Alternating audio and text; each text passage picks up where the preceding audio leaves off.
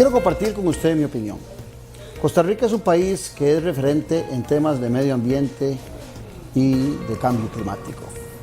Somos un referente en los medios de comunicación internacional y muchos políticos en el orbe se refieren a Costa Rica como un ejemplo de lo que hay que hacer para evitar o para mejorar el cambio climático. Sin embargo, la tarea nuestra a lo interno en ocasiones entra en confusión. Hace poco vimos en la Asamblea Legislativa cómo se promovía con inteligencia un proyecto de ley para exonerar de impuestos a los automóviles eléctricos. Y se quiso ensuciar metiéndose otro tipo de automóviles que no son tan puros y ni tan amigables con el medio ambiente. Costa Rica tiene que prestarse, tiene que hacer un esfuerzo grande para tener una gran ilusión sobre grandes proyectos. El medio ambiente es una etiqueta, es una marca costarricense. Si los jóvenes, hoy por hoy, están comprometidos con el medio ambiente, aquellos que tenemos un poco más de edad debemos comprender que el mundo ha cambiado y el mundo gira hacia otras perspectivas. El medio ambiente es la casa de todos, como en algún momento dijo el Papa Francisco. Si Costa Rica no sigue por el camino que hace muchas décadas se trazó sobre el medio ambiente, sin duda el mundo perdería un foco, un foro de esa luz que se requiere para un tema tan trascendental a nivel mundial. Esa es mi opinión.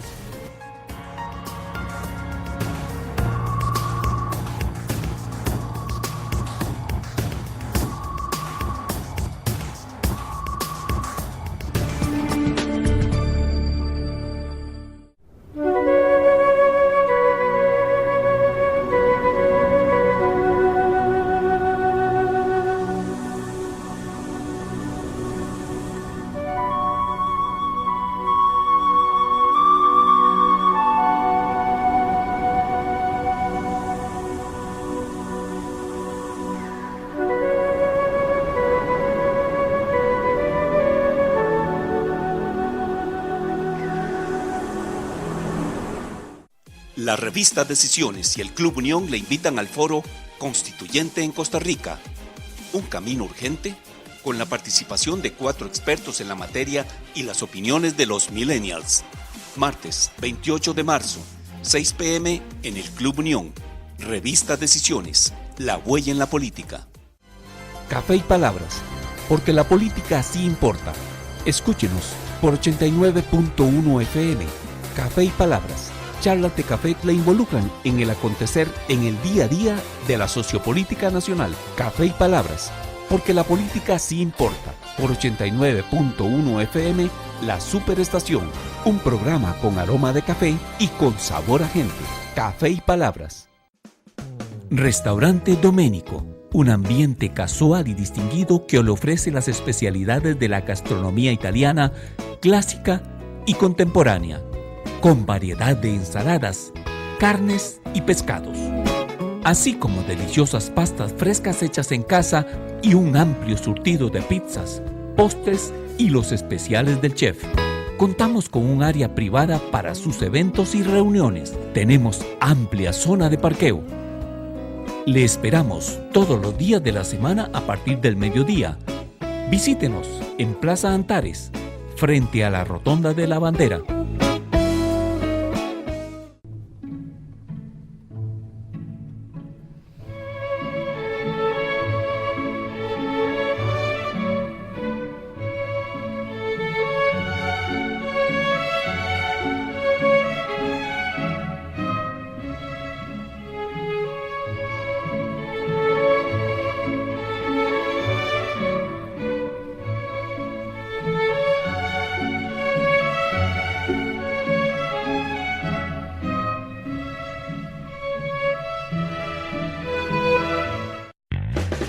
La mejor revista política del país.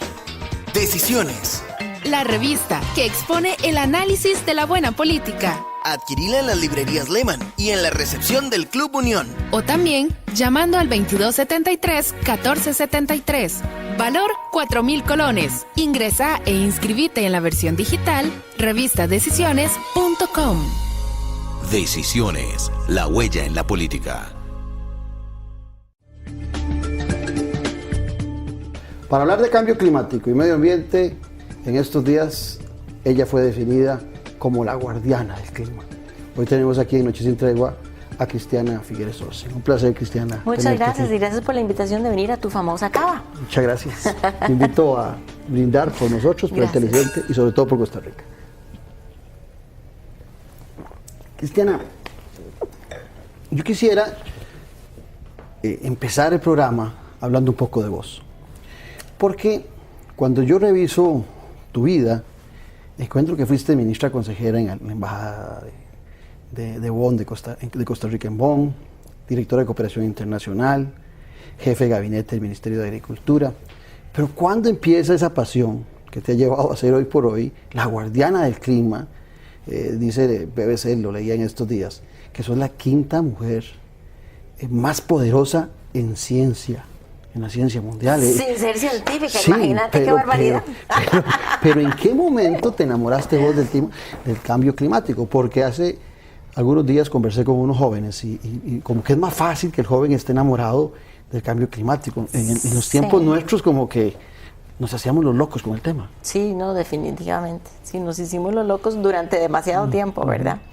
Bueno, mira, así como vos recontás, la verdad es que yo empecé mi vida profesional en el servicio público de Costa Rica, ¿no?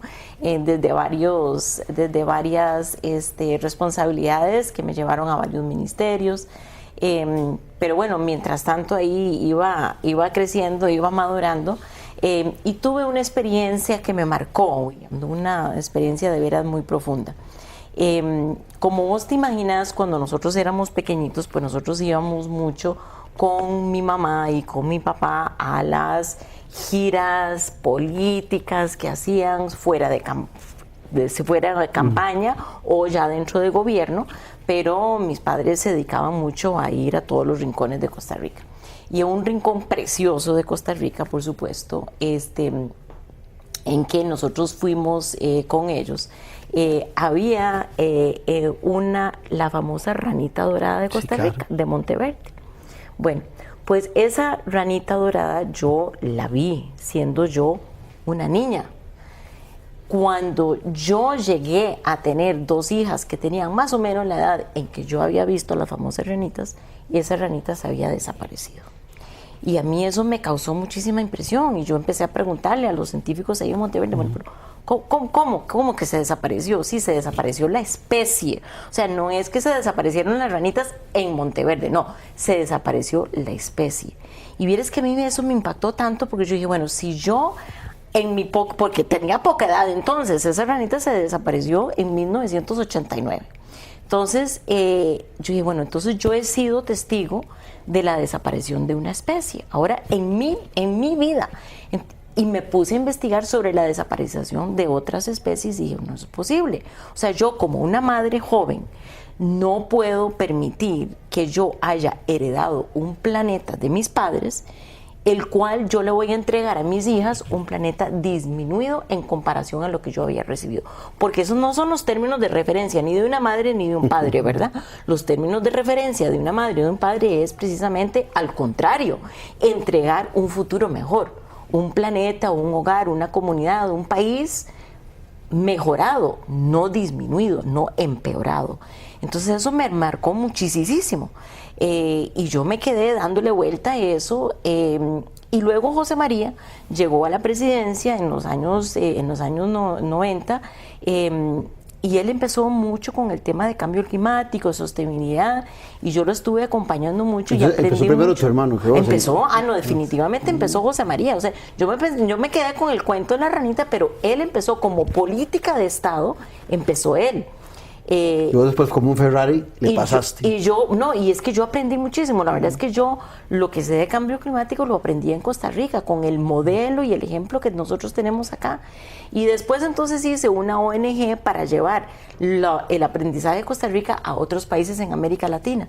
Y después, bueno, ahí ya nos fuimos subiendo al nivel global, pero todo esto viene de casa. Y después, porque hay un entre tu paso a la Secretaría Ejecutiva que desempeñadas en Naciones Unidas, hay un paso previo, y ese paso previo, esos escalones, porque te lo pregunto porque hoy por hoy vos sos una figura no solamente a nivel mundial, lo que decíamos antes, sino que a nivel nacional, hay un aprecio... Que es más importante que el nivel global. Bueno, buena hora. Pero hay un aprecio sobre vos. La gente te ve, se impacta, quiere conocerte, quiere una foto. Y creo que eso es una de las motivaciones que deberíamos tener en nuestro país para darnos cuenta de la calidad de gente, de profesionales que tenemos. Bueno, ese paso tuyo, porque la gente empieza tal vez a visualizarte con más frecuencia en Naciones Unidas. Pero previo a eso, ya vos habías tenido premios. Había uno de National Geographic, creo que era, ¿verdad? Y habías tenido premios que te habían distinguido por el trabajo que estabas haciendo. Contanos un poco sobre eso. Sí, bueno, tal vez ese trabajo fue el trabajo de hormiguita que estuvimos haciendo durante casi una década, precisamente de llevar las... Premio Héroe del Planeta, fue que te dio. Sí. Sos una héroe.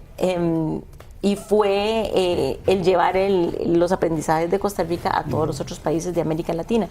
Porque curiosamente, cuando empezamos en este asunto que fue en los 90, yo de verdad me dediqué al tema de cambio climático a partir del 95. Y en esa época pues era muy poca gente los que estaban metidos en cambio climático y los países de América Latina estaban muy rezagados en el tema. Costa Rica ya había salido adelante y estaba liderando hasta en el mercado del carbón, o sea, dando cátedra en el mercado de carbono. Habíamos creado un certificado de transacciones de carbono, o sea, ya teníamos un camino muy firme en esa dirección. Y los otros países de América Latina estaban muy rezagados y yo decía, bueno, pero si Costa Rica está beneficiándose de esto, porque se trata de hacerle frente a un reto, pero para beneficio nacional, ¿verdad? Es que eso es la maravilla del cambio climático, que se puede hacer frente al problema global desde una perspectiva nacional y para salir nosotros adelante. Entonces, si eso lo estaba haciendo Costa Rica, ¿por qué no los otros países de América Latina? Entonces yo me dediqué a ayudarle a todos los otros países de América Latina con el resultado de que América Latina al principio de este siglo pues tomó un liderazgo como continente, tomó un liderazgo en todo lo que era la negociación de cambio climático, porque estaban muy bien preparados y tenían de veras una institucionalidad bastante madura ya en el tema. Para llegar a Naciones Unidas, entonces, podríamos decir que vos contaste con la fortaleza de la marca país. O sea, el hecho de que Costa Rica estuviese avanzado en ese tema también fue un valor agregado a tu conocimiento para dirigir en Naciones Unidas la secretaría que te correspondió. Y cuando ingresas ahí, ¿cómo eras vista por los demás países? Porque había gente de países muy poderosos que a lo mejor podían verte a vos como un país pequeñito levantando la voz en un tema que a lo mejor les perjudicaba desde el punto de vista de desarrollo económico. Sí, pero yo entré en un entorno de gente muy conocida para mí, ¿verdad? Porque yo negocié junto con muy queridos colegas del equipo de Costa Rica, yo negocié la Convención de Cambio Climático por parte de Costa Rica durante muchísimos años y bajo muchos gobiernos y muchos partidos políticos, y yo creo que esa es una de las cosas que impactaban mucho en el exterior, que se notaba que aunque hubiera un cambio de política, un cambio de gobierno y un cambio de partido político, había una continuidad en la posición de Costa Rica y hasta cierto punto en el equipo también.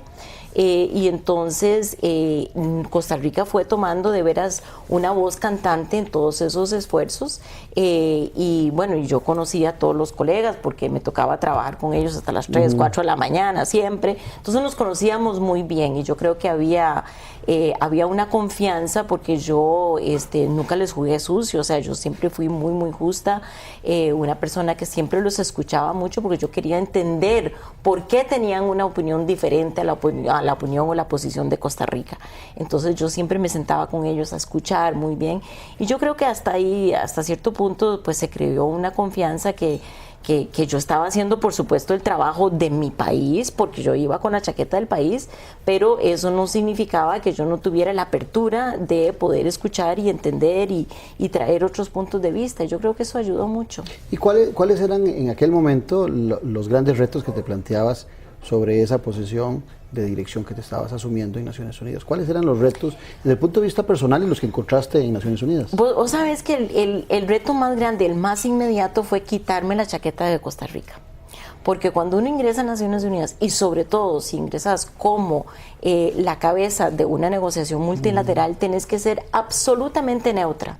Y eso para mí fue muy difícil, ¿verdad? Porque yo soy tan costarricense y llevo a Costa Rica tan profundamente en mi alma que el darme cuenta que yo tenía que sacarme la bandera, ¿verdad? Ponerla en un estuchito y decir, bueno, yo ahora ya no puedo hablar por Costa Rica, ni puedo tener la posición de Costa Rica, tengo que neutralizarme.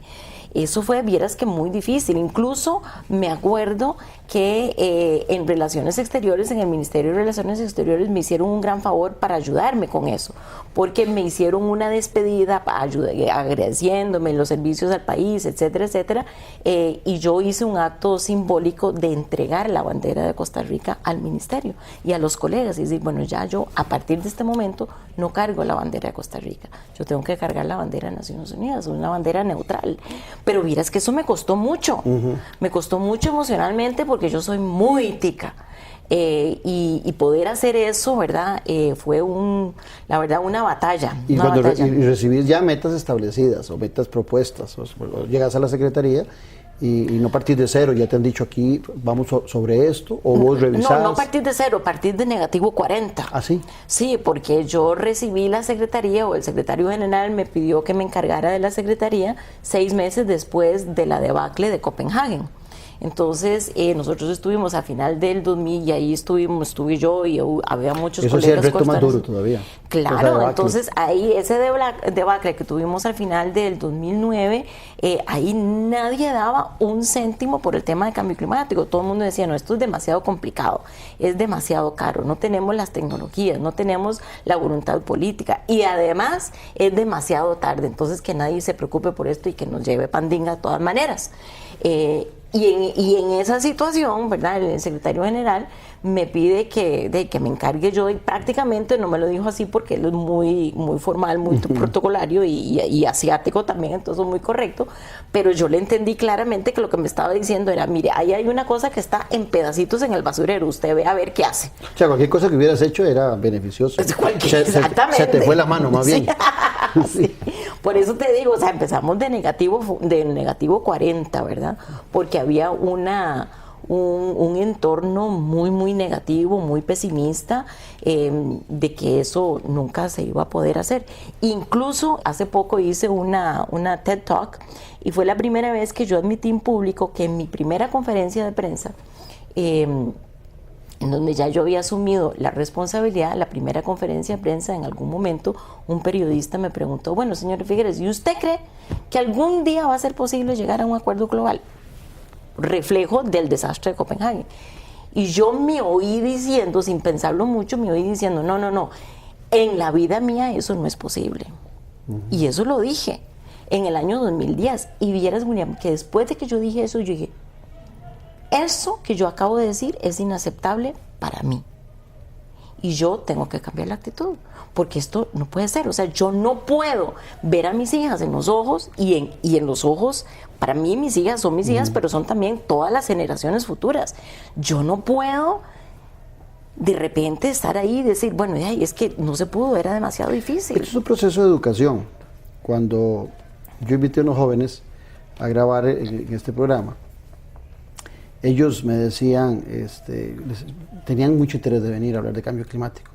Cuando les dije que venía Cristiana Figueres, me dijeron, don Claudio, yo quiero ir, yo quiero estar ahí, con más ganas venían. Ese proceso de educación es lento. Y es uno a uno. Y necesita de gente como vos que inspire. Yo creo que hay una inspiración en los jóvenes, pero ¿cómo, Cristiana, lograr también que ese empate que tienen los jóvenes lo tengan también los de mayor edad, que creen o piensan que todavía de una forma muy arcaica, inclusive hay presidentes, el discurso de Donald Trump, por ejemplo, en relación a esto, echándole la culpa a China, de que eso es un cuento chino, que no existe, ¿verdad? O sea, hay elementos gruesos en algunas naciones que parece que hacen difícil el discurso de la importancia que tiene velar por el cambio climático. Bueno, vamos a ver, estás haciendo un montón de preguntas al mismo tiempo, sí, pero brevemente, aquellas personas que no creen en el cambio climático para mí son equivalentes a las personas que me dicen es que yo no creo en la gravedad. O sea, solo porque yo no crea que existe gravedad, eso no le quita la fuerza física a la gravedad, que es una realidad. Entonces, sinceramente yo le he perdido ya la paciencia a la gente porque ya la evidencia es rotunda y ya yo le he perdido la paciencia. Y también, entonces hay que olvidarse los cabezones. No, y bueno, y tampoco los vamos a convencer porque es que ellos no quieren ningún razonamiento, ellos simplemente tienen una posición y ahí siguen. Bueno, ya yo ni me preocupo por esa gente, vamos a trabajar con la gente que sí están dispuestos a trabajar. Pero yo creo que hay dos responsabilidades distintas entre las generaciones, porque desafortunadamente si la generación a la cual yo pertenezco pudieran solucionar el problema, entonces la próxima generación queda exenta, pero eso no es así. El problema es tan grande, es tan profundo y la solución de transformación es tan dramática que esto sí que va a tener que ser una alianza entre por lo menos 2 generaciones, por lo menos, la mía y la que viene.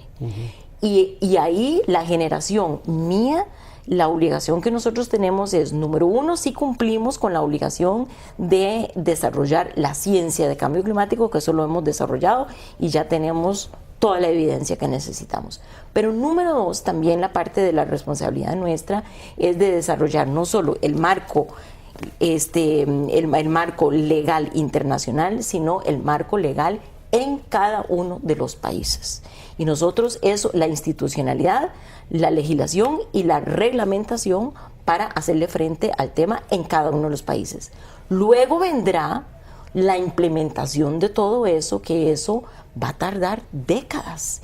Y desafortunadamente te digo que ya nosotros estamos supeditados a unos impactos que ya no los podemos evitar. O sea, ya la concentración de gases de efecto invernadero que tenemos, de la cual nunca vamos a bajar, es tal que esos efectos que estamos viendo hoy se van a dar más y más, con más frecuencia y con más intensidad a lo largo de las próximas décadas. Entonces nosotros lo que estamos viendo es apenas la punta del iceberg. Y esa parte le va a tocar desafortunadamente a las próximas generaciones. Lo que nosotros podemos hacer para aliviarles el peso es por lo menos evitar lo peor.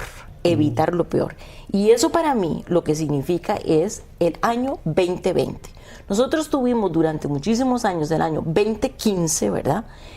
Muy metido en la conciencia, porque todos sabíamos que ahí teníamos que sacar los SDGs, las metas de desarrollo sostenible y el Acuerdo de París. Y entonces todos estábamos volcados hacia el año 2015, pero ahora tenemos que meternos con igual dominio, igual disciplina el año 2020. Y vos estás dirigiendo una misión que se llama así 2020, yo estoy dirigiendo ¿verdad? la misión 2020, que en este momento es otra misión imposible, pero también el Acuerdo de París era imposible antes. Los objetivos de la misión 2020 es concientizar a todos los que podemos hacer algo, todos quiere decir la industria, el sector energético, el sector de inversiones, los seguros, todos los sectores que pueden hacer algo, que tenemos que llegar al punto máximo de emisiones globalmente en el año 2020 y descender rápidamente después. Porque ese es la única transformación, el único arco de transformación que le permite a la economía global hacer una transición ordenada, una transición gradual que no tenga efectos nocivos y radicales sobre la economía. Y es el único arco de transformación que le permite a las generaciones venideras y sobre todo a las poblaciones vulnerables en cada país tener un chance de poder manejar el riesgo con el que estamos corriendo. Entonces, y eso no está en el Acuerdo de París. Porque esa urgencia de poder llegar al 2020, eso no lo pudimos meter en el Acuerdo de París porque hubiera hundido el barco. Y ahí dolorosamente tuvimos que tomar... Sí, era realpolitik lo que se podía. Exactamente.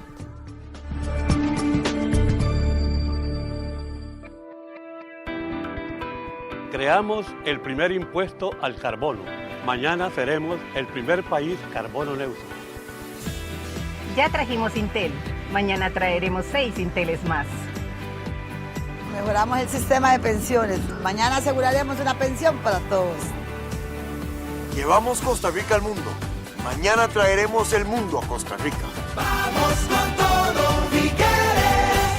Teleplus Digital, los mejores canales al mejor precio. Más de 50 canales por solo 10.500 colones al mes.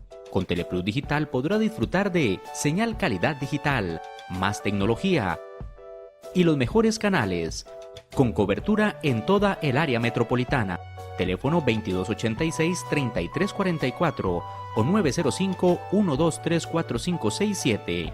Correo electrónico ventas@plus.cr. WhatsApp 6046-1086. Teleplus Digital, calidad impecable a un precio increíble. Restaurante Doménico, un ambiente casual y distinguido que le ofrece las especialidades de la gastronomía italiana, clásica y contemporánea, con variedad de ensaladas, carnes y pescados, así como deliciosas pastas frescas hechas en casa y un amplio surtido de pizzas, postres y los especiales del chef. Contamos con un área privada para sus eventos y reuniones. Tenemos amplia zona de parqueo. Le esperamos todos los días de la semana a partir del mediodía. Visítenos en Plaza Antares, frente a la Rotonda de la Bandera. La mejor revista política del país. Decisiones. La revista que expone el análisis de la buena política. Adquirila en las librerías Lehman y en la recepción del Club Unión. O también llamando al 2273-1473.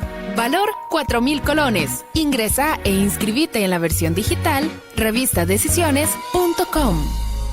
Decisiones, la huella en la política. ¿Seguís viviendo de arrimado?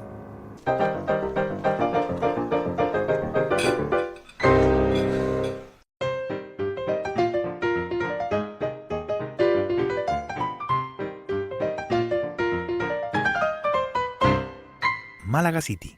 La revista Decisiones y el Club Unión le invitan al foro Constituyente en Costa Rica. Un camino urgente con la participación de 4 expertos en la materia y las opiniones de los millennials. Martes 28 de marzo, 6 p.m. en el Club Unión. Revista Decisiones, la huella en la política. Hay una frase que leyendo algunos documentos tuyos, a mí me llamó la atención. Abro comillas, dice: en París hemos trazado el cauce del río. Ahora todo el mundo va por ese mismo río. Cierto que algunos irán en canoas y otros en barco motorizado, pero todos por el mismo río, en la misma dirección. Vos ves a todo el mundo caminando, a todas las naciones, esas 195 naciones, caminando por ese mismo río a diferente velocidad, ¿o crees que algunos se van a rezagar de sobra? Bueno, ahora ya sabemos, ¿verdad?, que hay un transatlántico grande que se abrilló, ¿verdad? O que por lo menos están diciendo que se quieren abrillar. La verdad es que no sabemos cuál va a ser al final la decisión de los Estados Unidos, pero sí han estado hablando mucho de que se quieren abrillar.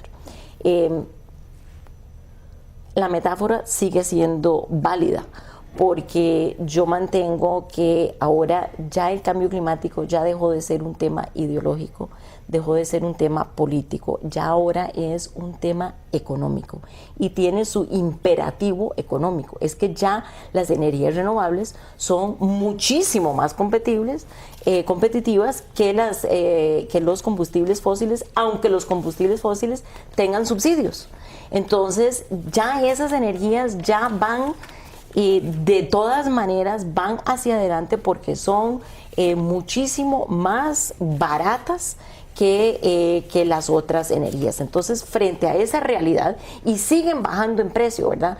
La energía solar ha bajado 80% en precio desde el año 2008 y la energía eólica va por el mismo camino. Entonces, ya eso ya deja de ser política. Ya ahí no es que, bueno, que yo quiero esta energía o la otra porque yo creo en el cambio. No. Deme la energía más barata y de la cual puedo depender. Ya eso es otra cosa. Eso es otra cosa completamente. Entonces, si los Estados Unidos deciden que ellos se quieren salir de este y ahorillarse por un rato, por 4 años, a mí lo que me da es tristeza por la economía de los Estados Unidos. No me da tristeza por el mundo porque esto no va a cambiar. Ellos no van a parar al mundo en esto. Pero sí me da tristeza por la economía de los Estados Unidos porque es de poner una pausa en un desarrollo tecnológico que todos los otros países están siguiendo. Para empezar, China. O sea, el presidente Xi Jinping estuvo ahora en enero en el Foro Económico Mundial en Davos, dando un discurso que todos nos quedamos sorprendidos. Número 1, en pro del capitalismo. Número 2, en pro de hacerle frente al cambio climático. Y diciendo, sin pelos en la lengua, que China va a liderar al mundo a la construcción de una civilización ecológica, porque es la única civilización que podemos construir para el año 21. Bueno, para el siglo XXI. O sea, vos decís, bueno, pero a ver, ¿a dónde está el liderazgo aquí? ¿A dónde está la visión, verdad?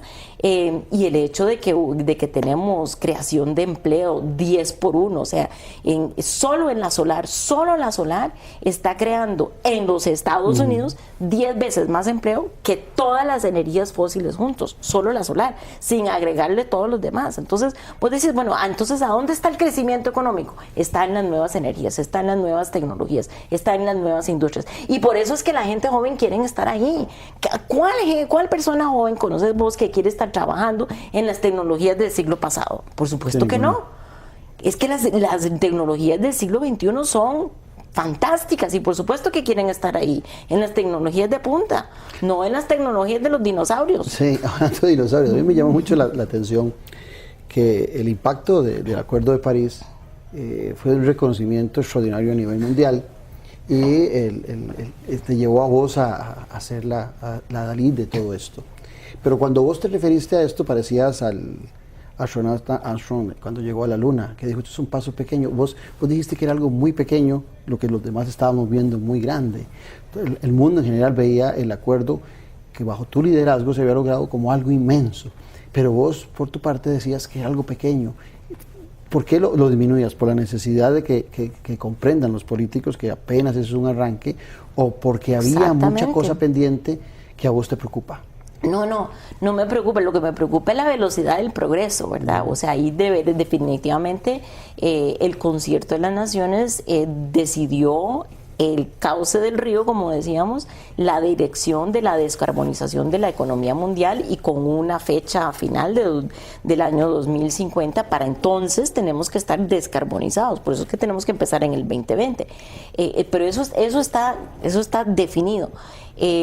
Yo lo veo como un primer paso nada más, porque el escribir y el ponerse de acuerdo en un texto que fue muy difícil, pero al final se logró, eso lo que marca es la dirección y da un cierto incentivo, pero no garantiza la implementación de eso. Entonces yo a lo que voy es, ahora tenemos que meterle más y arremangar las mangas para hacer la implementación de una manera que sea efectiva. Algunos empresarios hablan a nivel internacional de que la única forma de disminuir la pobreza es que se les permita todavía seguir explotando petróleo y seguir la industria que vienen desarrollando sin tanto control. Pero vos, por otro lado, has planteado en algunas ocasiones que más bien son los pobres los que sufren más deterioro por esa situación. Ciertamente la pobreza en las diferentes naciones es diversa. No es lo mismo ser pobre en África que ser pobre en Costa Rica.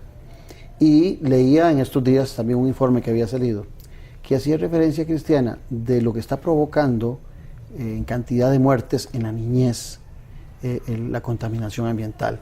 Se hacía una referencia, no recuerdo si eran 20 costarricenses, pues 20 niños que morían por año, de 100.000 creo que era. Pero hay otras latitudes donde muere un montón de cantidad de niños por el tema del cambio climático. En esta decisión que se toma en París, se contempla todo eso, los temas de salud, y hay incentivos y actividades propias para mitigar lo que está sucediendo con la salud a nivel mundial? Bueno, de hecho el impacto en la salud es el impacto más inmediato, ¿verdad? Que lo estamos, como vos decís, que lo estamos viendo ahora y se ve, número uno, gracias a Dios en Costa Rica no estamos quemando carbono, pero en países como en China, en India, que están quemando carbono, ellos tienen una polución, una contaminación del aire que ni siquiera pueden verse la mano. O sea, yo he estado en estos países en momentos en que yo pongo la mano así y no la puedo ver. Y ahora imagínense ¿verdad? Los pulmones, cómo están reaccionando a ese tipo de aire. Y por eso es que China, en particular, está cerrando plantas de carbono y hasta minas de carbono por presión del público, porque la gente ya no puede respirar. Entonces, una parte de la pobreza es que el cambio climático y la pobreza están tan entrelazados. Uno es los efectos nocivos de los impactos. La otra cosa que hay que entender muy bien es que si nosotros no logramos llegar al punto máximo de emisiones en el 2020 y bajar, pues vamos a tener una cantidad de efectos naturales extremados que van a hacer que se destruya la infraestructura básica de los países en desarrollo. Entonces vamos a tener tormentas, vamos a tener todo tipo, bueno, en Costa Rica las estamos teniendo, en Asia estamos teniendo ese tipo de impactos violentos que destruyen la infraestructura. Entonces, ¿qué hace un país en desarrollo? Lo primero que tiene que hacer es volver a reconstruir la infraestructura. Eso lo que quiere decir es que si yo tengo que desviar mis pocos recursos como nación a volver a construir las callecitas y las casitas y qué sé yo, ya yo no le puedo poner plata a la educación, a la salud, a todos los otros temas básicos. Entonces, por eso el cambio climático lo que hace es aumentar la pobreza si no somos capaces de arrestar eso, porque los efectos físicos de la destrucción de la infraestructura desvían los recursos que llegarían a los otros temas que son básicos también. Y hay una gran cantidad de gente que se está quedando sin su casa, o porque se le destruyó, o porque está subiendo el nivel del mar, el tema de las pequeñas islas en donde está subiendo el nivel del mar, y ya hay muchas islas que están a 1, 2, 3 centímetros sobre el nivel del mar, se están quedando sin su casa, o se le están salinizando los mantos acuíferos. O sea, ya hay muchas poblaciones que ya están dividiendo las familias. Nosotros tenemos varias comunidades en Guinea, en Papúa Nueva Guinea, que ya se ha tomado la decisión de que todas las personas que son menores a 50 años se tienen que ir. Y los que son mayores a 50 se quedan en la isla porque se quieren quedar con solo huesos de sus antepasados. Y ahí van a morir, porque esas islas se van a desaparecer. Pero todas las personas menores de 50 se tienen que ir para que puedan sobrevivir. O sea, ya estamos dividiendo las familias con ese dolor, ¿verdad? Y eso es una decisión que toma la comunidad y ahí no hay quite. ¿Usted cuántos años tiene? Va para afuera y se van y se tienen que ir a otro lugar. Estamos quebrando las familias por sobrevivir. Por sobrevivir. O sea, esto no es un tema de mañana, no, esto es ya se están viendo los impactos. La mejor revista política del país. Decisiones. La revista que expone el análisis de la buena política. Adquirila en las librerías Lehman y en la recepción del Club Unión. O también llamando al 2273-1473. Valor 4,000 colones. Ingresa e inscribite en la versión digital revistadecisiones.com. Decisiones. La huella en la política. ¿Seguís viviendo de arrimado?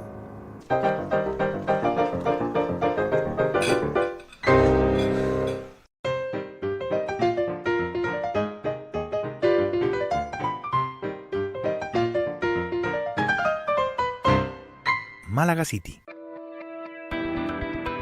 Creamos el primer impuesto al carbono. Mañana seremos el primer país carbono neutro. Ya trajimos Intel. Mañana traeremos 6 Inteles más. Mejoramos el sistema de pensiones. Mañana aseguraremos una pensión para todos. Llevamos Costa Rica al mundo. Mañana traeremos el mundo a Costa Rica. Vamos con todo, Figueres. Café y Palabras, porque la política sí importa. Escúchenos por 89.1 FM. Café y Palabras. Charlas de café le involucran en el acontecer en el día a día de la sociopolítica nacional. Café y Palabras, porque la política sí importa. Por 89.1 FM, La Superestación. Un programa con aroma de café y con sabor a gente. Café y Palabras.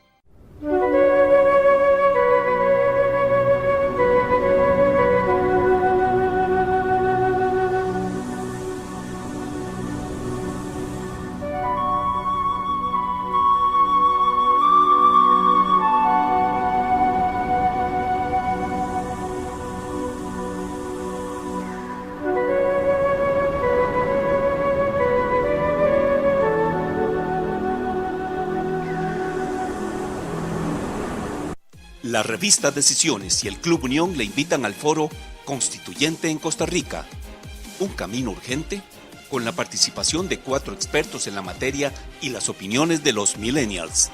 Martes 28 de marzo, 6 p.m. en el Club Unión. Revista Decisiones, la huella en la política. Hola Cristiana, oyéndote, se me viene a la mente de que en este tema del cambio climático, ningún país puede pensar que es un oasis o que es una isla y que no le afecta. Ninguno. Aunque lo esté haciendo bien todo. Exacto. Nosotros, en nuestro país, somos un ejemplo, hay muchas tareas pendientes, pero digamos que relativamente hemos hecho las cosas bien. Pero ¿cuál es tu lectura de Costa Rica, a sabiendas de que no somos un oasis, ni que somos una isla, pero cuáles son las grandes metas o los grandes objetivos que con esa perspectiva global que vos tenés, deberíamos estar haciendo nosotros, no solamente para beneficio nuestro, sino para hacer un faro para que ilumine a otras naciones a interesarse por apaciguar ese cambio climático? Bueno, Costa Rica está infinitamente bendecida por la ausencia de combustibles fósiles, ¿verdad? Pero ahí anda más de un loquito promoviendo la explotación petrolera. Exactamente, pero el hecho de que nosotros no tenemos minas de carbono, ve que salvada, ¿verdad? Porque los países que tienen esas minas, Australia, Estados Unidos, Canadá, todos los que tienen esas minas de carbono que les ayudó mucho, por supuesto, en el siglo pasado, pero que ahora se convierte de veras en un gran problema. Yo digo que esa es la base de la creatividad nuestra, como no teníamos minerales, petróleo, oro, tuvimos que ser muy creativos. Absolutamente, y en la escasez está la oportunidad, ¿verdad? Estamos enteramente de acuerdo. Entonces, el no haber tenido carbono nos ayudó muchísimo. Por supuesto, empezamos con las cosas positivas. Eso número uno. El hecho de que tenemos 50 años de estarle invirtiendo a la educación y a los recursos naturales, a todo lo que son nuestras zonas boscosas, incluyendo parques nacionales, eso nos ha ayudado muchísimo. El hecho de que Costa Rica es uno de los pocos países del mundo en donde nosotros no solo hemos parado la deforestación, sino que estamos con índices de reforestación. Cada año tenemos más áreas reforestadas y con cobertura boscosa. Eso es algo fantástico, ¿verdad? Pocos países del mundo. Entonces, todo eso lo hemos hecho muy bien. Además de que le hemos invertido a las energías renovables y que también fuimos bendecidos con un régimen tanto de viento como de lluvia que se complementan entre sí. Entonces, en épocas de lluvia, pues tenemos, por supuesto, la hidroeléctrica, y en tiempos de viento tenemos la eólica, además de la geotermia. Entonces, ahí tenemos una gran bendición y hemos logrado aprovechar esa bendición. En donde estamos requete mal, pero eso no es noticia para nadie, es en el transporte, ¿verdad? El transporte, ahora, eso no es solo Costa Rica, la verdad es que la gran mayoría de los países, ciertamente todos los países en desarrollo, pero incluso también algunos países en el norte tienen el gran problema de transporte. Y la verdad es que como sociedad global hemos avanzado muchísimo más en todo lo que son tecnologías y diseminación de tecnologías de energía en la parte de electricidad que en la parte de transporte. Eso está bastante rezagado. Entonces nosotros no somos completamente distintos a los demás, pero como en Costa Rica siempre queremos ser mejores y tenemos el potencial de ser mejores, ¿verdad? En un país en donde la energía es prácticamente limpia hasta un 98-99%, este es el país en donde deberíamos de tener un transporte completamente eléctrico, porque ya tenemos esa tecnología, ya sabemos que tenemos el rango, que la tecnología eléctrica automotriz nos da el rango para un país pequeño, entonces no es que eso no lo tenemos una electricidad que nos abastece perfectamente y es limpia. Entonces, tanto pasarnos a la movilidad eléctrica como también, por supuesto, planificar mejor las rutas, especialmente en el Valle Central, es algo, bueno, que tenemos que hacer, o sea, ahí no hay quite. A esos loquitos que están promoviendo la explotación petrolera en nuestro país, que no solo afecta a la marca país, sino que también no tiene ningún sentido en estos tiempos modernos, lo justifican todo en el marco de que todavía vamos a seguir dependiendo mucho del petróleo, y que si tuviéramos petróleo es un desperdicio no explotarlo. Y constantemente ponen el nombre de países escandinavos como ejemplo, Noruega o algunas otras latitudes. ¿Qué les dirías vos a estos tipos y tipas? Que estamos en el siglo XXI, no en el siglo XX. Es que ese argumento yo lo hubiera aceptado en el siglo pasado, pero en este siglo, en un país con estas condiciones, no tiene ningún sentido. Y eso de que vamos a seguir dependiendo del petróleo es que no es así.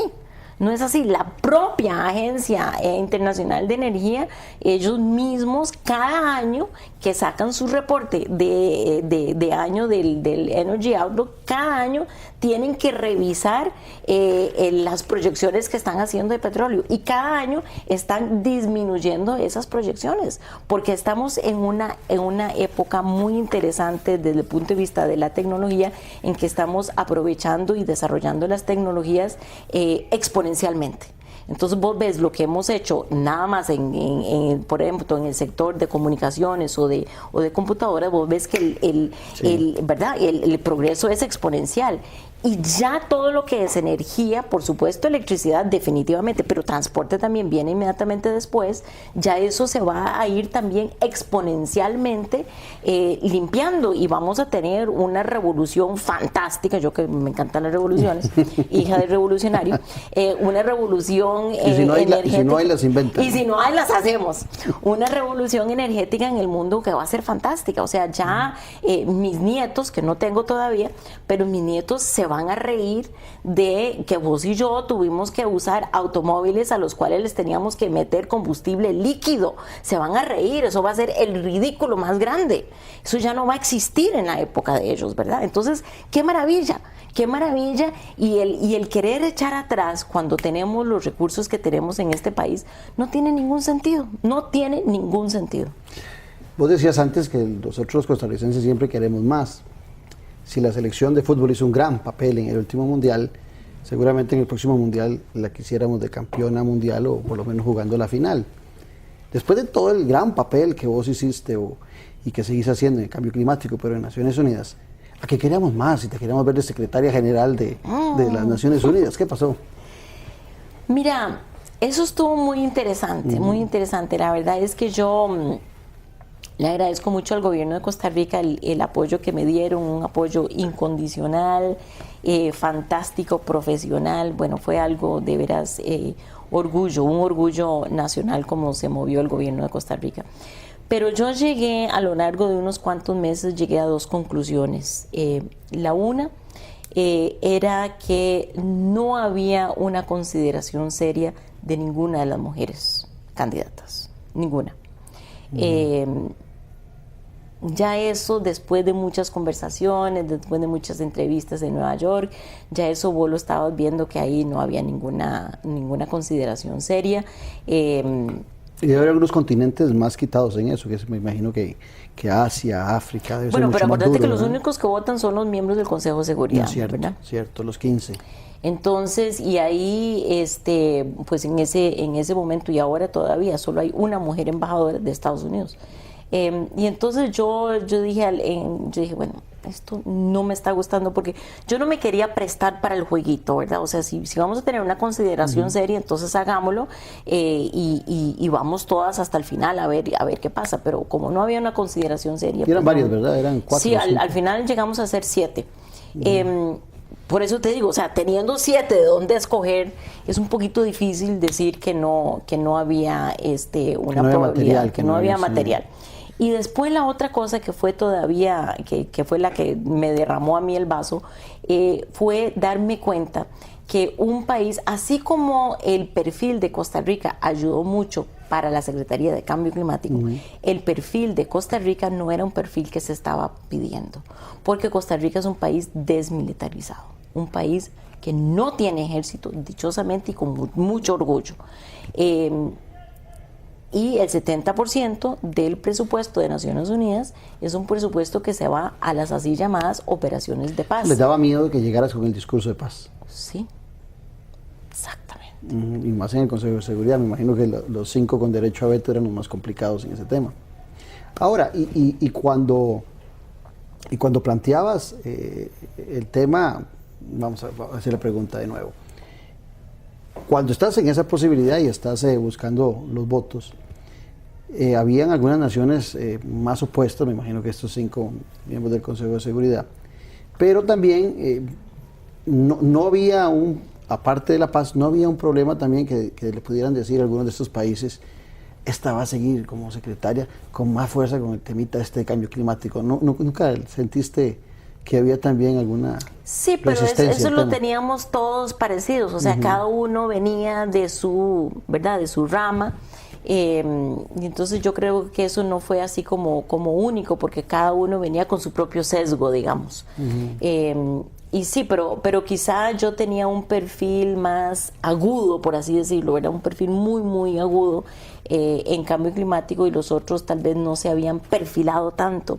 No creo que eso hubiera sido un problema, especialmente porque por lo menos a cierto nivel se entiende ya el entrelace y los efectos de cambio climático en paz, en seguridad, en migración, en derechos humanos. Es que el cambio climático afecta toda la agenda de Naciones Unidas, toda la agenda de Naciones Unidas, en alimentación, o sea, prácticamente no hay ninguno de los 17 metas de desarrollo sostenible que no sea afectada de una u otra manera por el cambio climático. Entonces, y toda la agenda de Naciones Unidas igual. Entonces, y yo creo que ahí ya hay una cierta conciencia de que eso es así. No existía esa conciencia hace 10 años, pero ahora yo creo que ya se empieza a entender. Gracias por hacer política con P mayúscula a nivel mundial por nuestro país. Muchas gracias. Muchas gracias a vos por la conversación tan grata. Y ha sido un honor tenerte en el programa. Sin duda los televidentes van a disfrutarlo mucho, y creo que el orgullo que sentimos en este país con gente como vos, como nuestro astronauta Franklin Chang y otros muchos, tiene que ser un motivo de inspiración para nuevos liderazgos. Muchísimas gracias. Y sobre todo a ustedes por habernos acompañado. Los esperamos en 8 días aquí en Noches sin Tregua, el programa de la política con P.